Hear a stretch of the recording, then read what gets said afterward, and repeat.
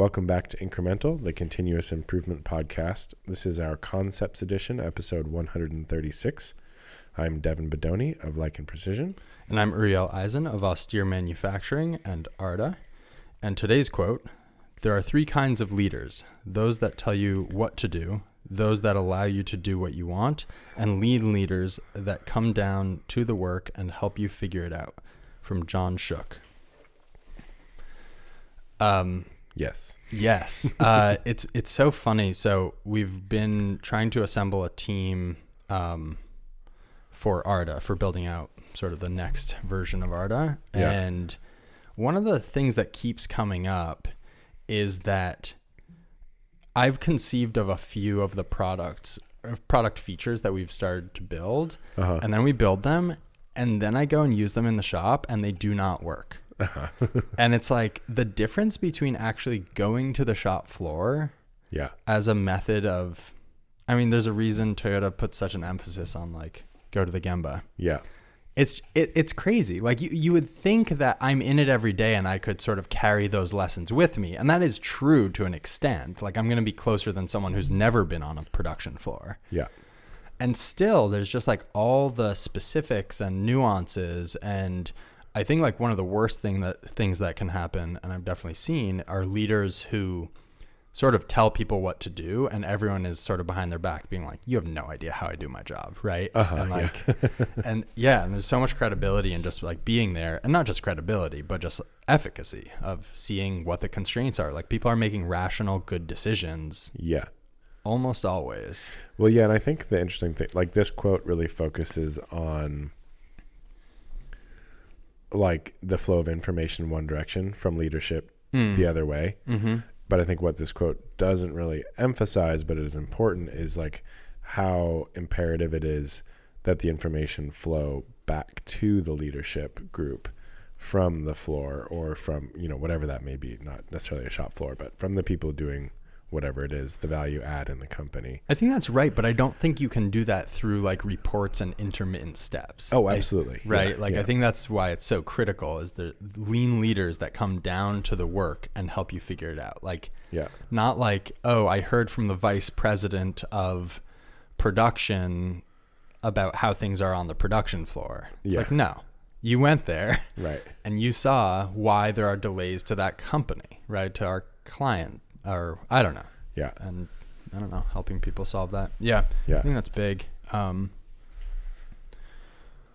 Hopefully I am doing that. I think something I've sometimes struggle with is I have ideas about how things should be solved, and letting people make their own mistakes. Not to say I'm right and they're wrong, but just to say that, like, I don't know. I find myself falling into the problem of, instead of like, okay, that's an experiment we're going to run, and then we're going to run another experiment, kind of anticipating what the problems will be. And I don't know where the line is between running the experiment and anticipating some problems, but I think often I'm probably anticipating too many problems. And like, to what degree do you let your people fail and learn? It's sort of the question. And preempting with problems, I think largely is probably not a good culture. Instead of the emphasis being like, great, when can we expect to see results from an experiment? Yeah, I definitely lean a little too far the other way, I think. Often I'm maybe a bit too hands-off. I'm just like, here's some very general parameters, be free. Right. And I think there's an occasional type of personality that is like very good for, like you and me. Right. Yeah. Yeah. For the bulk of people, I think they need a little more input, direction, etc. And then there's been a few times where it's like the person was good at doing that type of work, but they did sort of like spin out of orbit a little bit, and needed a more concretely defined path and like set of goals, like A3. No. I think some of those frameworks, I don't know, I've been trying to develop some new products lately that are more difficult, and something I've found that I think brings me back to like needing a better process for the ideation and product development is this thing that where like I'll set out on one design sort of path. Yeah. And then be like, oh, but there's this problem, and this problem. Yeah. Oh, let me jump to this other paradigm of solving this problem. Right. Then you work on that for a few hours and you're like, oh, but then it has this problem, this problem, this problem. Then you go to it, the next one, and you're like, okay, well, this one will be simpler to produce. And so it'll be cheaper. And so maybe it's a good place to start. So then you do that and you're like, okay, well, it's going to have these problems. And then you just go around in these circles. Yeah. And sometimes those are like weeks or months, those circles. Right. Of like not active work, but just kind of in the back of your mind solving. Like, you know what I mean? That like design loop where it's like, oh, this one's too expensive. Okay, well, let's do the cheap one. Oh, well, the cheap one is probably not going to be good enough. It sucks. So maybe we'll just build our own. Oh, we don't really have time to build our own. Okay, well, what if we buy this really nice one? Oh, it's really expensive. Yeah. And you're like back to the top and around you go. Yeah. I think we've also had that with like pin manufacturing to an extent. Yes, I can attest. Yeah, where it's like, yeah, there's like a million directions that seem obvious and then each have their own problem, and that leads to the next idea, and then that has a problem, and then you just go around and really just have to pick one. Yeah. And I guess we have, which is the one we're doing. But right. You've picked one by default. Well, no. I mean, we ended up here for reasons. I don't know if it's good reasons. Yeah. But they are reasons. You continue to pick by default. Yes. Interesting. Anyway. You got some good topics here. I stopped reading, so I have nothing. I have no thoughts. Yeah. Been sick, unfortunately. Oh, that's a bummer. Yeah. Which you think would be a great time to read, but turns out it's a great time to still work from home while feeling crappy. Yeah. The best. So just quickly before we get totally lost in the weeds, from Brian Williams. Willman. Got stuck in my head as Williams, so every time I read it, it's that. Brian Willman, thanks for the emails. They're always insightful and interesting, even if our replies are short. We really appreciate it. Yeah. So he mentioned an idea which I really like of shop legibility. Mm-hmm. And so, and he said he's approaching it 4 square feet at a time, which I love, right? Like if it's a big initiative or whatever, even if it's just in my head, it becomes very overwhelming. Yeah. And there's huge problems everywhere. But if you just go like, okay, how can I make this one piece more legible? And I think it was his email was based on our conversation about like if you had a new person in the shop, what would they be able to deduce just walking around visually? So yeah, a lot of room for improvement in my shop for shop legibility. Yeah. You posted some signage you made on your carts. Oh yeah. That kind of stuff seems so idiotic is a strong word, but like in the moment you're like, of all of our problems, we all know what goes on which rack. So we don't need signage. Right, and then you add it and you're like, oh, that's really clear that only those items go on. Now I will do that. It's very funny. Yeah. Yeah, absolutely. And so my wife started working with us this last week. Very cool. Or 2 weeks ago. She has no background in this space at all. Part of that signage was like for her coming in. Oh, cool. Yeah. That's the station where she's going to work primarily. I mean, one thing I'm discovering is we are still very deep in the wearing many hats per person land. And so it's interesting trying to bring in this hits home in that our process feels very clear to those of us who have been there for a while, or to people who have background experience in shop type environments. But in reality, it's pretty opaque. Yep. But anyway, where was I going with that?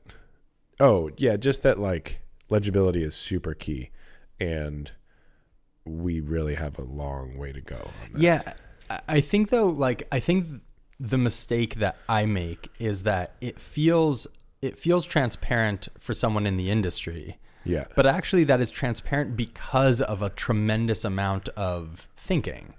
Right. And just effort.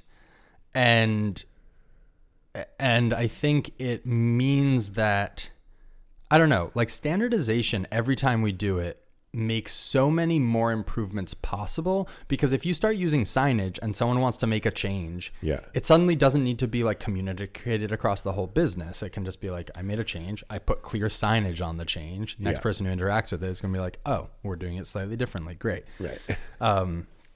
Anyway, so let's see. I'm trying to think how to sort of approach this topic. We had a very interesting conversation with Toyota Material Handling North America. Oh, yeah. And definitely, couldn't resist the temptation to ask them about their Kanban methods and how they deal with things and what problems they encounter, how it interacts with their ERP, which they use for accounting. Right. Purely, they keep it off of the shop floor, as far as I understand. Yeah. And this is their North America. But some of the things that I just thought were interesting and illuminating and nice to hear, because in my head, Toyota is like perfect, right? So one of the things he was saying, which I is like sometimes a Kanban falls off of a bin of parts. Yeah. And so what they have to do currently is get like a 25-year veteran to walk over and look at the parts and figure out what they are. Yeah. So that was one that I thought was very interesting. He also mentioned, and this is the second time I was hearing about this, but they have different colors for work in process versus like stuff you have to open. So my understanding of that was like supplies versus WIP. Okay. So like this is something we're building versus like, yes, you can open another package of screws, which triggers replenishment. Yeah, that makes sense. And it was interesting. Effectively like commercial off the shelf versus in-house. I guess so. And I wonder what happens if you have a shop that is in-house that's producing doohickey AX5. And then that gets bagged or boxed and put on a shelf. I mean, I guess that's probably non-ideal to put it into storage. That feels like overproduction at its core, but I'm sure they do it. Yeah. Or not sure, but or queued or whatever. Right. Yeah. And so would that be WIP? I guess it would be WIP because visually that is something you have a lever to reduce. Like I wonder, it's interesting that they draw that hard line throughout the company, that it would like color coding is a very, it tells you a lot what people color code, right? Because you don't have a ton of flavors. Right. Probably. And so it's sort of like, oh, we've found this designation to be a really useful, clear, upfront information. Right. Like you only have so many dividers. So they got to be like broad categories that are impactful for decision making, presumably. Yeah. Which actually touches on this idea. I'm starting to read another book by Eliyahu Goldratt. It's called something like Needle in the Haystack. It's about information versus data and how to structure that. And I'm on page like 3, but already right off the bat, straight bangers. So the first one was like the differentiation between data and information. Yeah. And he was basically saying like data is whatever, a string of characters about something. Right. Information is when it is useful to you. It's contextualized. Yeah. And so like you could have data on the weights and dimensions of warehoused items. Yeah. Right. But actually, if you're deciding where to store something, that data is information. You can have supplier information like their shipping address, et cetera, contact info. Suddenly, if you have a complaint about an order you received that's damaged, that's information. Yeah. And so anyway, so I guess this hints at the fact that that is not data, that is information. What is not data? The color coding, that distinction between WIP and like opened goods, or I forget what term he used. Anyway, that was super interesting. It sounds like a lot of the things it sounds like there's issues that they're running into with Kanban that are maybe, still room for improvement, which is kind of, I mean, of course, but it was really cool to hear. One thing that's kind of cool, I would think, is that like, you're in austere and with Arda, obviously, but you have like gone pretty in depth with Kanban principles. And I think you've gotten to a point where you're like discovering sort of like the root failure modes of the system that are sort of like inherent a little bit. They're not they're not just like application based. They're like, okay, these are like fundamental challenges of the system. Yeah. Right. Like, I'm trying to think of an analogy, but like, I can't think of a good one, but it sounds like you're now working on problems that are not specific to your shop. You're working on problems that are inherent to Kanban as a whole and are like widely applicable. And that's pretty cool. Yeah. So on that topic, actually, this was the big one from this week. So we had a failure that I'll describe just for context. Our CNC queue. So we have our Kanbans, all the components that are machined trigger more production on our CNC. Right. That is a FIFO queue, first in, first out queue. Yeah. So every Kanban gets dropped in this bin at the back and you're processing from the front. Yep. We started doing anodize. Yep. We had, normally we're withdrawing 32 components at a time for paint. Uh-huh. We withdrew about 150 components at a time for anodize. Sure. In doing that, we suddenly took this huge wad of Kanbans and dropped it in the CNC queue of all the stuff we had consumed. Yeah. Which represented 5 to 10 days. I didn't really count it up, but a significant amount of production time. Yep. And then everything that was consumed on top of that for the next intervening time while we were working through it got put in the back of that queue. Mm-hmm. We ran out of 3/4 inch cam bodies. Okay. And because that signal, like, okay, we sent off the stuff to anodizing, great. That brought us back to baseline because we had doubled the number of Kanbans in that loop in anticipation of shipping a whole bunch, like having a big withdrawal, right? So totally no problem. We were back to our baseline pre shipping to anodize. But then, we went and withdrew some 3/4 cam bodies. Then we withdrew some more. Then we withdrew some more. Meanwhile, that signal isn't actually affecting the cadence of replenishment or the ordering of replenishment. And so we ran out. So I looped in Miguel, who is like really has a knack for, I don't know, like just picking out the theoretical like concepts, underlying principles. Yeah. And so he was like, okay, yeah. So you have a few options here. One is to split your resource. So essentially purchase, in quotes, more CNCs and allocate their lower capacity to different value chains in your company, which I thought was a cool way of thinking about it. And it was very related to the idea of buying slow machines. Because actually for us, having like 4 slower CNCs might be more effective. Anyway, putting a pin in that. So that was one. And this is actually something that Toyota does a lot, and I would love to understand more about, is like, their processing cadence of like A, B, C, right? So like you have 3 streams of Kanban coming in that are classified A, B, or C. And then you can sort of proactively assign your allocation of that resource. And so that's effectively like having, 4 CNCs, you allocate 2 of them to your class, whatever, your A category, 1 of them to your B category, 1 of them to your C category. And then continue processing that way. The issue with that approach is that you may be allocating those resources incorrectly globally, right? Like you might be processing 2 A Kanbans when really suddenly B has become more urgent. Right, because you're like inserting a little bit of command and control into a pull system. Yeah, is it command and control? It's not really, because like you're still based on demand, but you're altering. I think your signal timing. I think you're sort of saying these are the relative velocities of consumption across these different groups, maybe? I don't know. Yeah, maybe it's that. I'm not exactly sure. So that's one option. The other option is to get rid of FIFO and replace it with something else. And there were a few schemes we kind of discussed. One is This sounds like push at first blush, but bear with me.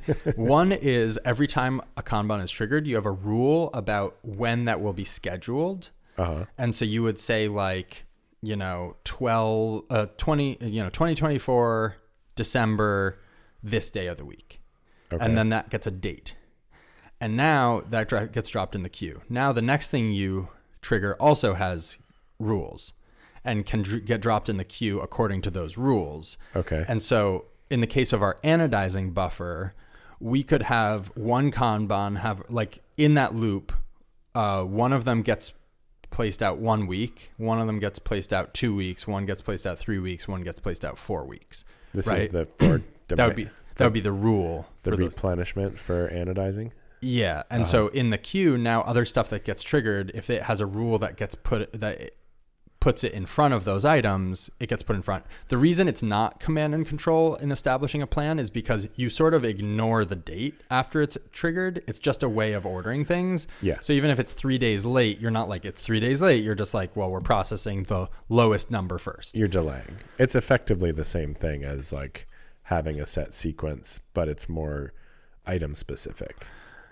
It's item specific, but it's not a set sequence in that when I trigger, a real example is like pins for us need to cut to the front of the queue. Yeah. The rule on that pin could be this goes to get produced next day.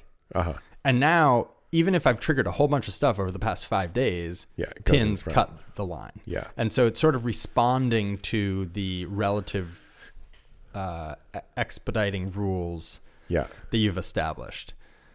It's kind of interesting. Doesn't feel that actionable to me in my shop. The scheduling style? Yeah, like having rules about what dates get written on which cards when they get triggered sounds a little...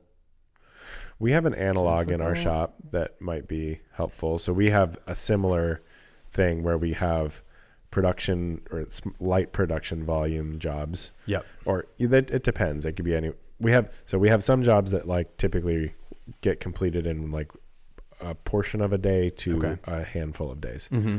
And then we have a small proportion of work or maybe medium proportion of work that typically gets completed in like 1 to 6 weeks. Right. And that is an extremely different cadence and trying to integrate those into one scheduling system is very challenging. Like we've talked about in the past. Yep.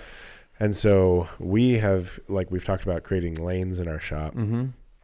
And then those lanes still can function on a first in, first out basis. Yeah. This sounds very similar to the splitting the machine allocation, which I think is much more organic in its approach. Right. And makes a lot of sense to me. Yeah. And on that note, and then I have another approach that we're going to try this week. And next week is splitting the streams. One thing I was thinking about, and is like our value chain map in Austere. Yeah. All lines, not all, but a majority of the value streams collapse in on one node, which is the CNC. Right. Whereas in other parts of the business, those streams are very, like, yes, they converge, like 2 branches might converge into one node that they're pulling from, but it's not like a complete collapse. And the second you have that complete, and it doesn't need to be complete, it just needs to be above some threshold where there's a chance that you get data sent upstream, triggering production on something that's lower priority than something that hasn't quite happened yet. Right? Yeah. And so the other option not discussed is to decide that your largest order size is now your new cadence and increase buffers across the whole system to be able to accommodate that and do no split stream, no additional change in scheduling, just increase buffers. Right. So there's 2 levers you can pull to essentially what you're saying, and this is an interesting point, is balancing the urgency that each Kanban represents that acts on that station, right? Isn't that kind of the idea?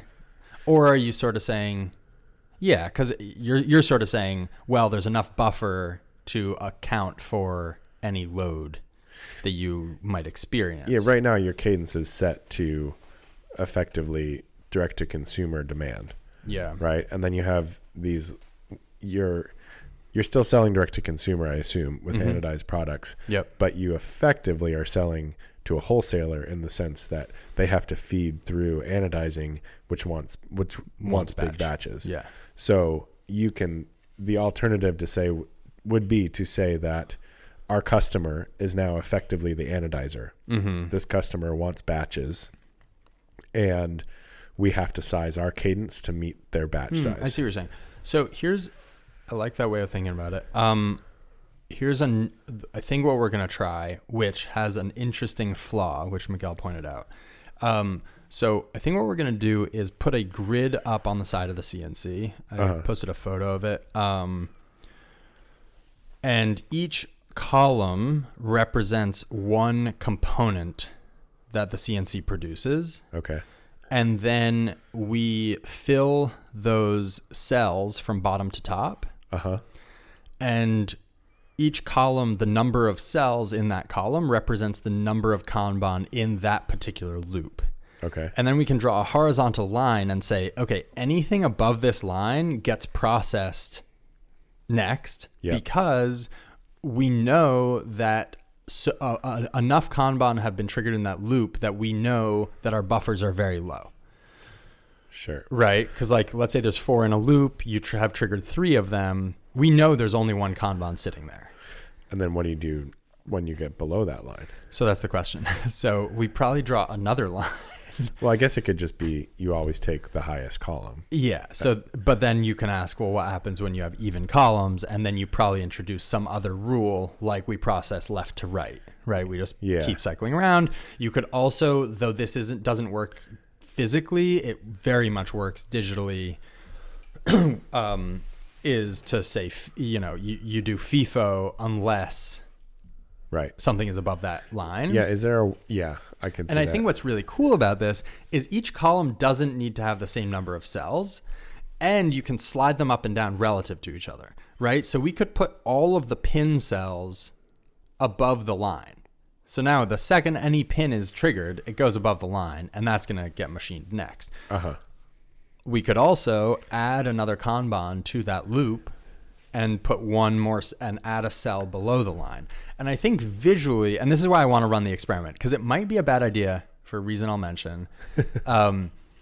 There's actually 2 reasons, but what's cool about it is you'd have a visual of the relative urgency that each Kanban represents on each loop. Because, right? And when you have a failure, you have a few nice levers to address that. Yeah. Which is cool. The 2 issues... Well, I'm asking a question about a potential issue. I haven't gamed it out in my head all the way. Is there a scenario in that situation where things don't get made even though they are needed because other things keep jumping the queue? I think that possibility exists, but that tells you that you haven't constructed that table right, because you should be able to just slide that whole column up one notch, and now you'll expedite anything above the line. Right. So if it's like, oh, it ran out, it's like, okay, either we can add more cells to have a deeper pool to draw from, or it might tell you you're reaching capacity on that cell, on that production unit, the CNC. Sure. So you're not getting through stuff faster than it's being triggered. Right. Yeah. Which can drive all sorts of improvements. I still really like the lane concept because it doesn't require any expediting. It's sort of inherent expediting. Well, if you're just to say, like, we have 2 machines, theoretically. Right. Each one only runs 4 hours a day because it only does. Yeah. Let's just not think about that for now. Right. And the morning machine pulls from this queue and the afternoon machine pulls from this queue. The cool thing is, if the afternoon queue is empty, you can continue through the morning queue, or vice versa. Yep. So I guess that seems like a naturally balancing system where it's like you're designating blocks, but you can always fill in with the other flow if needed. Yeah. I don't know. Yeah, I mean, Toyota's on your side here, right? That's from my understanding how they process it. Interestingly, when I mentioned the concept of this grid with the lines on it to Miguel, he said, the problem is that you are pulling non-local data to make a decision about what to produce next. And the problem there, like you're altering the signal. You're changing what that machine should do next based on information that isn't actually from a systems perspective located at the CNC. The CNC shouldn't know what else is happening in the shop and shouldn't have to know. Right. And the second you're introducing that data, you're essentially on the slippery slope to attempting to reach a global optimum. Right. You're taking global data to affect local decisions to better suit the global optimum. Right. And the issue with that is, I mean, global optimum solutions are very complicated, and they tend to be nonlinear in complexity, in their controllability. So like we've talked about this, but if you have high utilization and then your plan changes for all the reasons plans change in production. And so, it's not a far cry to say like, okay, well, if we're changing the ordering, if we're changing how we are processing things on the CNC based on how scarce it is becoming at other stations, right, which is essentially what you're doing, you could also add a layer that says, hey, what orders are we getting in on Shopify right now? Because if given the choice, why don't we bump up in the queue the items that are being depleted right now? Yeah. And then you start sort of bypassing the assembly and order fulfillment station as a potential target for improvement. And you're just saying like, screw you guys. Instead of you passing us that data, we'll just pass it right over your heads. Yeah. Which this is the thing. It has advantages. Well, I think backing up to the 30,000 view. Yeah. You're sort of trying to skip the line towards true flow made to order versus pull, but you're in a pull system still. That's what I see sort of right? Like in a true flow make to order system, that information does travel all the way through, right? Because it never stops. Because the next step for that information of, hey, I want this type of buckle is I walk over to the CNC to make that type of buckle. Is that what you're saying? Effectively. Okay. Yeah. And then I make it, and then it goes to paint, and then it goes to assembly, and there's no... Yeah. And that information is already in situ for that piece of material or whatever the product is. And so it seems like once you have created a system that can actually do that, then you're allowed to pull the information all the way through to the beginning of the train. Right. Totally. Yes.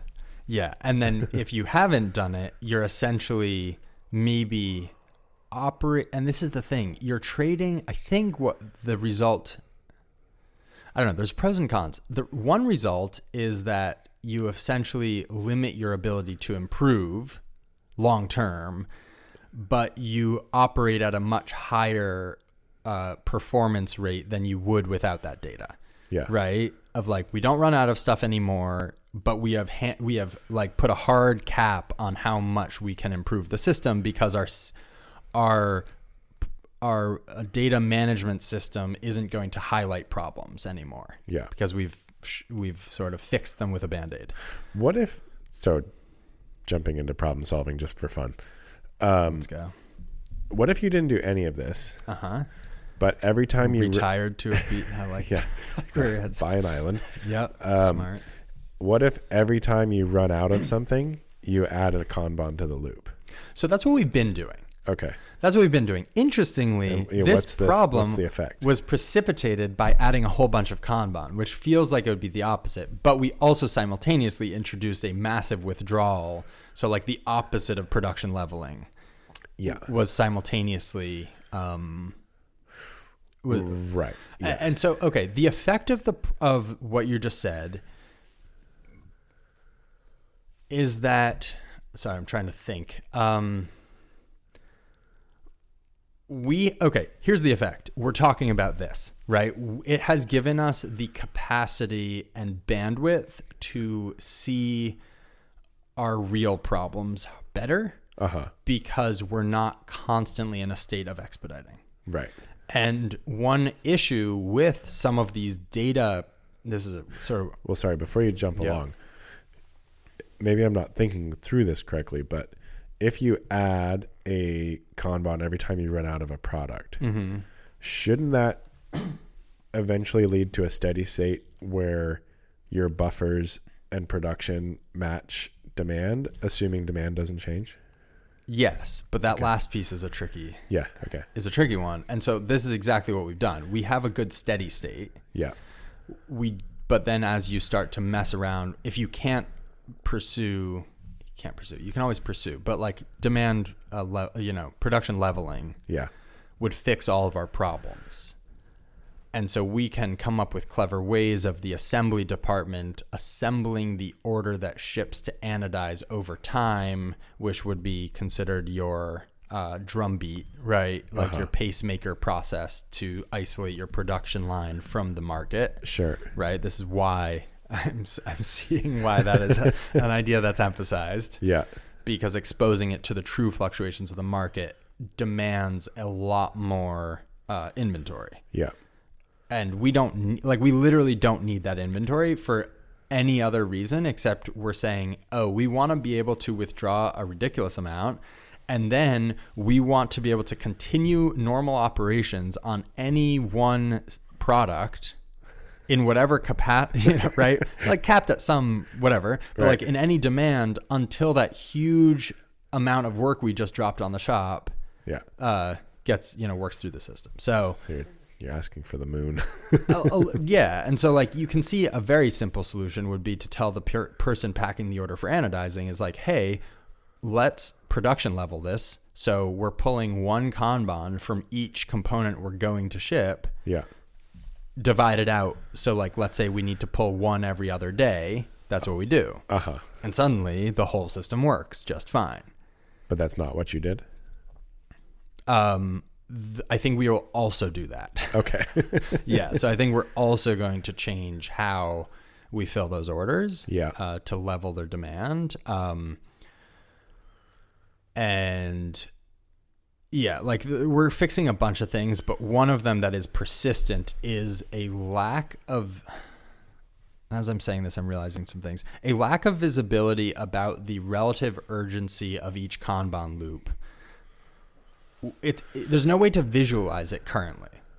Right. And so I think the fix is Toyota talks about reducing the water level all the time. If we were always doing that, then every single thing would always be bumping up against too little. But fundamentally, a properly sized loop, properly in air quotes, shouldn't have an urgency level. I'm not sure what that means. Right, like it shouldn't have a different urgency level than any other Kanban. Yeah, totally. Okay. But reasons it will. I get to talk about this for you because we don't actually have this is great.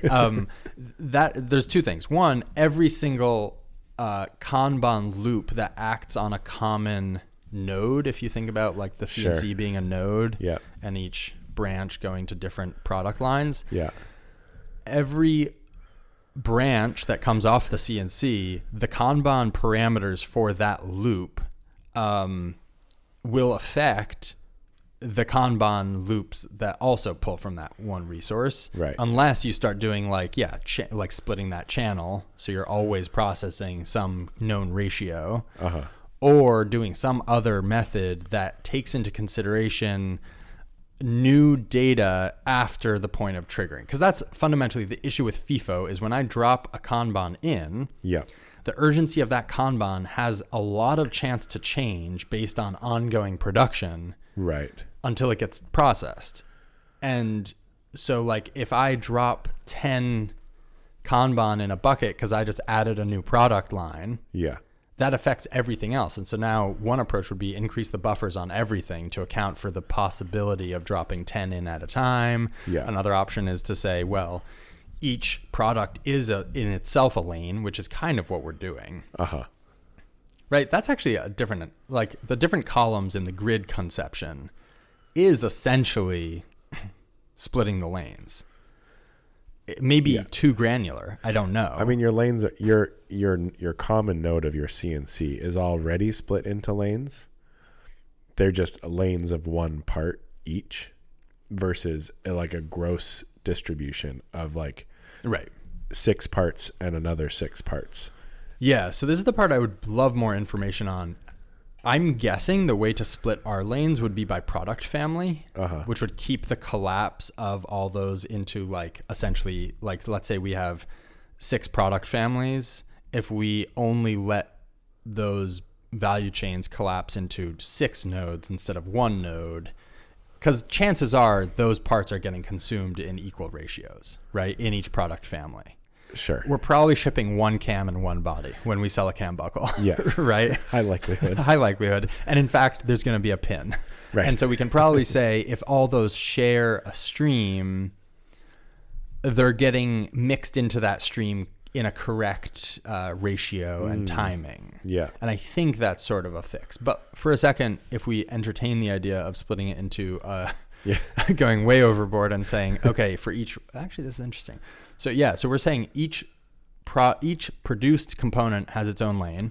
That's how it is now, currently. That's our next experiment. Well, no, that's how it currently is. No, they are in a traffic jam because whoever gets, it's like driving on the freeway and then getting to a toll and only one booth is open.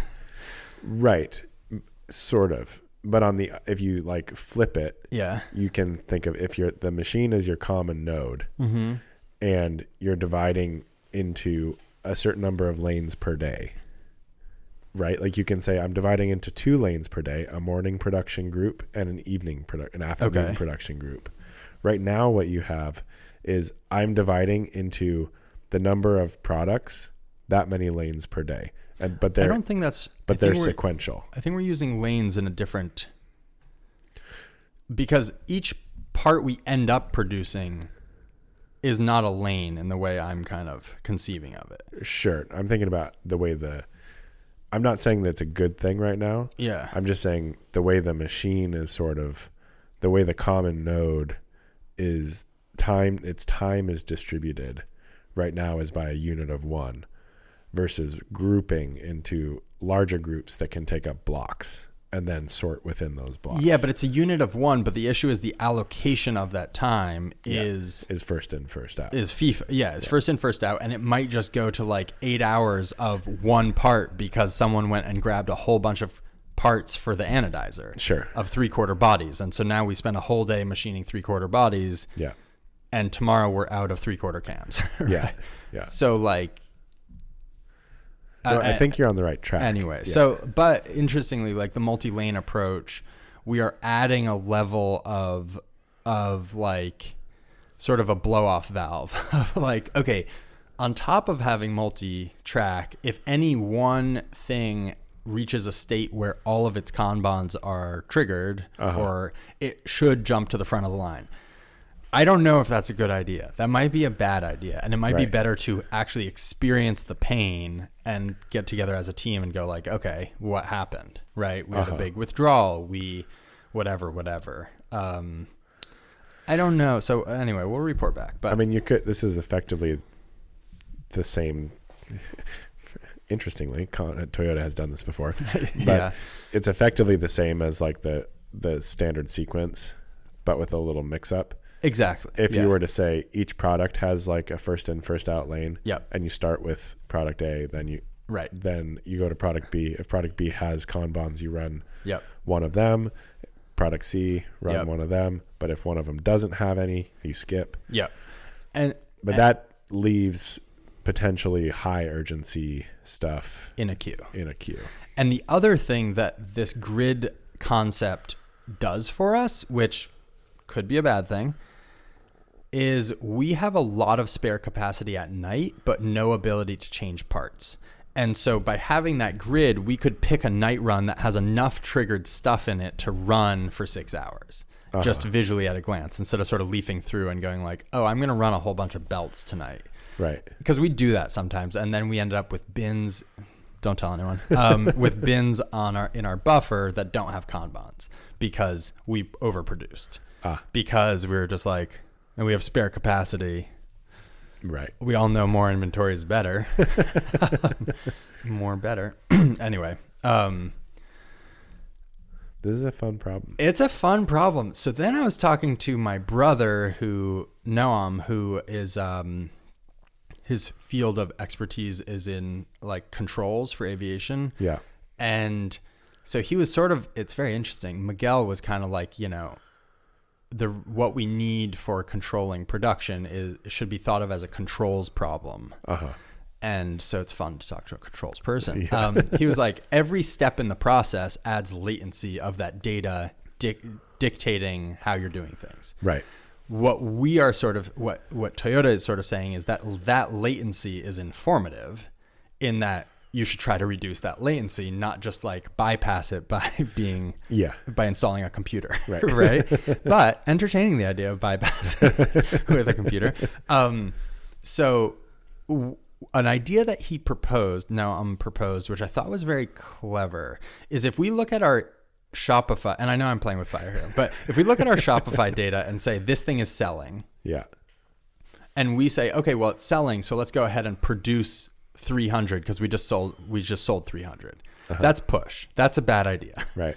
We know because a lot of companies run this way, and it has a lot of inherent problems. Yeah. What you could do, sort of like what you're saying with you're only machining B Kanbans if there are triggered Kanbans. Yeah. What you could do is have your Kanban queue and then use the Shopify data to go like, oh, we just sold a ton of these and they're already in the queue, so let's just push them further up the queue.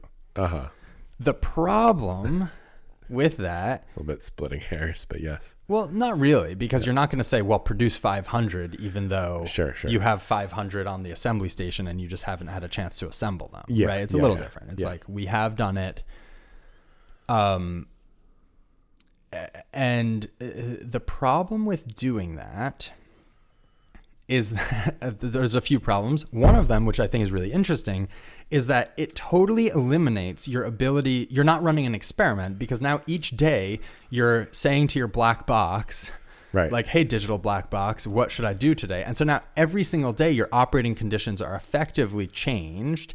And so if you run into a problem, you're like, well, did that problem happen because of today's Shopify sales, or did it happen because we need to drive more improvement in our, right, like change our approach? And so you're like, scientific thinking, like scientific experimentation relies on changing one input at a time. And suddenly you're adding this variable that just introduces noise to your whole experiment. Yeah. The other issue would be that you now have to track which things have been expedited. Like, let's say you expedited 6 to the front of the line yesterday. Re-expedite. Right. And then you only got through 4 of them. And so there's 2 that were expedited from yesterday. But today you expedite 4 to the front of the line in front of those 2. Yeah. Then they're anyway. Right.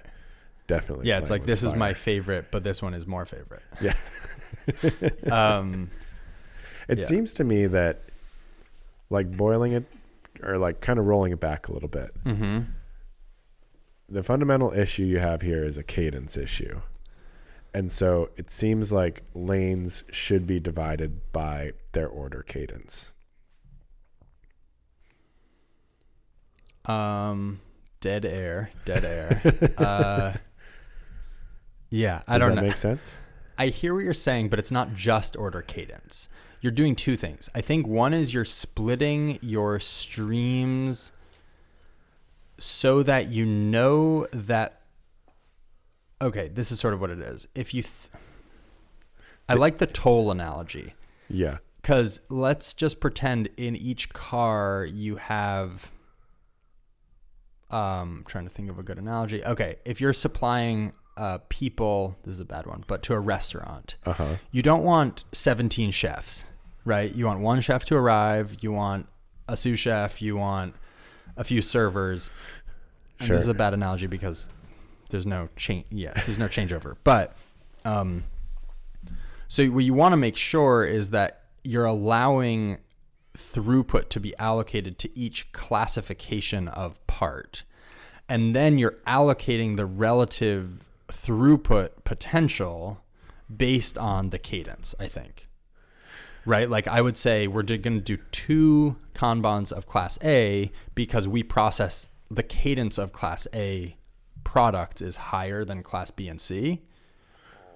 Is that what you're saying? Well, no, I guess what I'm saying is right now your system runs well when you're just doing basic direct to consumer ordering. It runs okay. Or Yeah. you're on track for it to work well. Yeah. And at least from what I'm hearing, unless there's other parts that I've missed, the issues happen when you drop a new product on, and so you have like a surge where you need to bring up a bunch of inventory quickly, or when you have bulk orders for wholesale, or when you have effectively bulk orders for anodize. Right. And so those are 3 instances where your cadence goes from relative steady state to this whole other cadence. Yep. And so I think regardless of like the mechanics of it, that's when the problem happens. Yes. And so it is fundamentally a cadence issue. I see cadence in that way. Okay. Yes. Yeah. Yes. How you actually decide to tackle it is something else, but I think it should be, or like if we're talking about like color coding, like this is a big divider between these 2 things. It's like this one comes in these massive chunks, right? And we're trying to mesh that gear with this other gear that has all these tiny teeth, and it's just not working. And it's clunking along. Yeah. So how do we? I think using that as a guiding principle and how you tackle this is probably going to be helpful. Yes. And that would put the focus more on how to spread out those high loads. Yes. So that they're not. And I think this is a very great example of why production leveling is so powerful. Yeah. Is because as you move away from a level demand, your need for buffers and complexity with cadence and timing and stuff is all shifting around all the time, and feeds back into itself. Yeah. Anyway, that's probably a good spot to wrap.